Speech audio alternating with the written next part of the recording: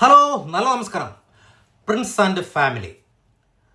ഒറ്റവാക്കിൽ പറഞ്ഞാൽ പീഡകരുടെ പീഡനം എന്നാണ് എനിക്ക് പറയാൻ തോന്നിയത്. Bindo Stephen, Justin Stephen, Liston Stephen, അങ്ങനെ സ്റ്റീഫൻ്റെ എല്ലാ ആൺമക്കളും കൂടി ചേർന്നിട്ട് ഒരു സിനിമ എടുത്തു എന്ന് മാത്രമേ എനിക്ക് ഈ സിനിമ കണ്ടിട്ട് തോന്നിയിട്ടുള്ളൂ.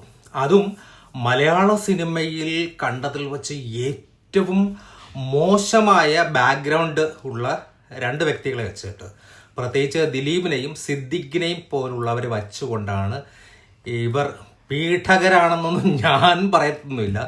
ഇവരൊക്കെ പീഡകരാണോ അല്ലയോ എന്ന് സമൂഹം തീരുമാനിക്കട്ടെ. പക്ഷെ സിനിമ പീഡനമാണ്. ഫസ്റ്റ് ഹാഫിൽ കുറച്ച് കോമഡിയൊക്കെ കാണിക്കാൻ ശ്രമിക്കുന്നുണ്ട്. പക്ഷേ തിയേറ്ററിൽ ഒരു ചിരി പടർത്താനുള്ള ഒരു ശ്രമം വിഫലമായി പോകുന്നു എന്നാണ് എനിക്ക് തോന്നിയത്. വളരെയധികം ശോകമാണ് ആ കോമഡിയൊക്കെ. പഴത്തൊലിയിൽ ചവിട്ടി വീഴുന്നതൊക്കെ കോമഡിയാണ് എന്ന് പറയുന്ന നമ്മുടെ ദിലീപ് ഏട്ടൻ്റെ ആ ഒരു മൈൻഡിൽ നിന്നും, ദിലീപിൻ്റെ ആ ഒരു കോമഡി സ്റ്റൈലിൽ നിന്നുമൊക്കെ നമുക്ക് എങ്ങനെയാണ് ഒരു മോചനം കിട്ടുക?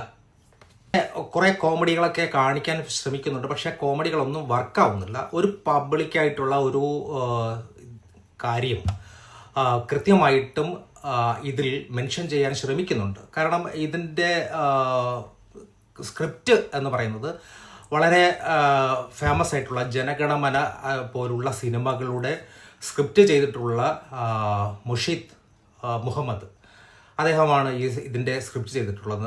അതോടൊപ്പം തന്നെ ലിസ്റ്റൻ സ്റ്റീഫൻ, ഇവരെ രണ്ടുപേരെയും മുന്നിൽ കണ്ടുകൊണ്ടിട്ടാണ് ഞാൻ ഈ സിനിമ കാണാനുള്ള പ്രധാനമായ കാരണം. പക്ഷേ ആ സബ്ജക്റ്റും ഈ സബ്ജക്റ്റും വെച്ച് നോക്കുമ്പോൾ ഇതൊരു പബ്ലിക് റിലവൻ്റ് ആയിട്ടുള്ള, പ്രത്യേകിച്ച് സോഷ്യൽ മീഡിയ പ്ലാറ്റ്ഫോമുകൾ ഉപയോഗിക്കുന്ന വ്യക്തികൾ സൂക്ഷിക്കേണ്ടതും സുരക്ഷിതമാകേണ്ടതുമായിട്ടുള്ള ചില കാര്യങ്ങളെ വ്യക്തമായിട്ട് കാണിച്ചു തരുന്നുണ്ട്. ഫേസ്ബുക്ക്, ട്വിറ്റർ, ഇൻസ്റ്റ, ഫേസ്ബുക്ക് പോലുള്ള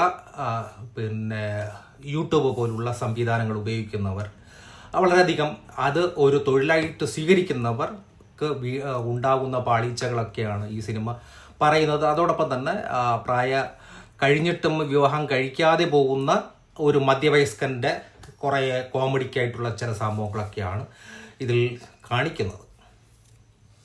സിനിമയുടെ പോസിറ്റീവ് എന്ന് പറയുന്നത് ജനഗണമനയുടെ തിരക്കഥാകൃത്തായിട്ടുള്ള ഷാരിഫ് മുഹമ്മദ്, അതോടൊപ്പം തന്നെ ലിസ്റ്റൻ സ്റ്റീഫൻ, ഇവരാണ് ഇതിൻ്റെ ഒരു പോസിറ്റീവ്.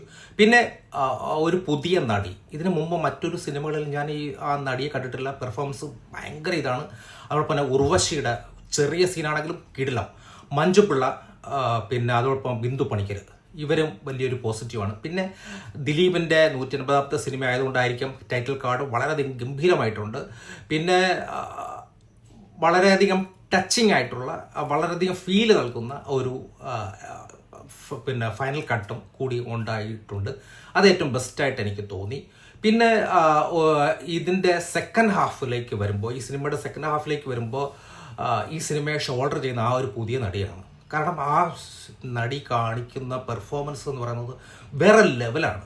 ദിലീപിനെ ഇഷ്ടപ്പെടുന്ന, ദിലീപിൻ്റെ കോമഡികൾ ഇഷ്ടപ്പെടുന്ന, ദിലീപിനെ ഫാമിലി മെമ്പറായിട്ട് കാണുന്നവർക്കൊക്കെ ചിലപ്പോൾ ഈ സിനിമ ഇഷ്ടപ്പെടും. പക്ഷേ എനിക്ക് ഈ സിനിമ പൊതുവെ എനിക്ക് ഇഷ്ടപ്പെട്ടില്ല. കാരണം ഇത് ഒരു പക്ഷേ സോഷ്യൽ മീഡിയ ഹാൻഡിൽ ഉപയോഗിക്കുന്ന ഒരു വ്യക്തി ആയതുകൊണ്ടായിരിക്കാം എനിക്ക്. പക്ഷേ അതിൻ്റെ നെഗറ്റീവും പോസിറ്റീവും ഒക്കെ പറയാൻ ശ്രമിക്കുന്നുണ്ട്. പക്ഷേ അത് പറയുന്ന പരിസരവും ആ രീതിയും ശരിയായില്ല എന്നതുകൊണ്ട് മാത്രമാണ് എനിക്ക് ഈ സിനിമ ഇഷ്ടപ്പെടാത്തത്.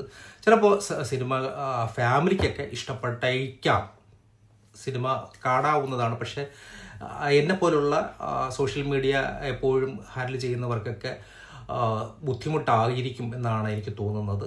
ഇത് സ്വതന്ത്രമായി, നമ്മുടെ അഭിപ്രായങ്ങൾ എപ്പോഴും സ്വതന്ത്രമായിരിക്കണം. മറ്റുള്ളവരുടെ സ്വാതന്ത്ര്യത്തിലേക്ക് കടന്നു കയറാൻ പാടില്ല, മറ്റുള്ളവരെ കോപ്പി ചെയ്യാനും പാടില്ല എന്നുള്ള ഒരു വലിയ മെസ്സേജൊക്കെ നൽകുന്നുണ്ടെങ്കിൽ പോലും ഈ സിനിമ എനിക്ക് ദഹിച്ചില്ല. Thank you.